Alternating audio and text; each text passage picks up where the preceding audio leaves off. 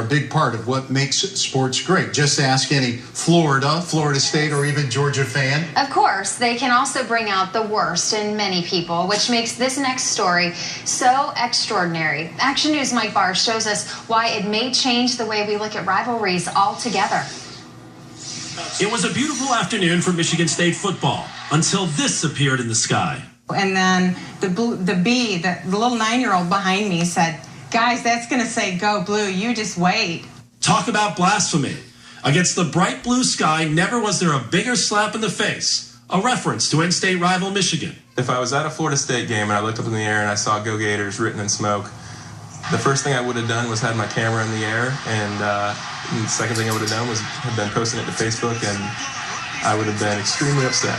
Brandon lives in Jacksonville. His dad, Scott, executive director of the Michigan State Alumni Association and former Jacksonville resident, saw it unfold. Well, I was in a taxi cab in Washington, D.C. last Saturday, and I was checking my Facebook feed, and I saw these pictures of "Go Blue" in the sky. Turned out it was over Spartan Stadium in East Lansing.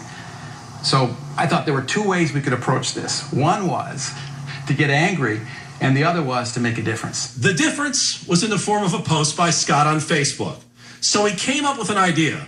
This is Ovarian Cancer Awareness Month, and since my wife Colleen is a 2-time ovarian cancer survivor who was treated at the U of M Cancer Center in Ann Arbor, we decided that we would focus the Spartan Nation on making a difference in the fight against ovarian cancer. He challenged fans and alumni to rise above the smoke-filled sky and shoot for something bigger. I basically posted a message on the comments section of every Go Blue picture I saw saying, "Spartans, why don't we make a difference by talking about ovarian cancer awareness?" Instead of spending $3,000 on a skywriting stunt, the focus became raising money for the Ovarian Cancer Alliance. But what happened next even shocked Scott and Colleen, turning this once rivalry into a revelation. I'm still stunned by it. It just blows my mind. Well, it turns out, here it is 1 week later, we're at $33,000. Are you shocked? I'm beyond shocked. I thought that would be wonderful if we could maybe get a couple $1,000s, or something would be wonderful. What a great twist. A twist that continues to grow, and one that their Florida State son Brandon hopes changes what rivalries are all about.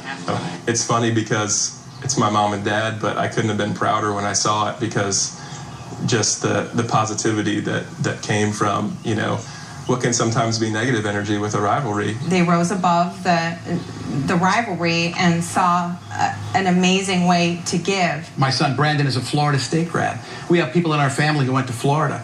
What I think is the greatest thing about this whole event is it kind of, for authentic fans, is changing the whole conversation away from how bad the other guys are to how good we can both be together.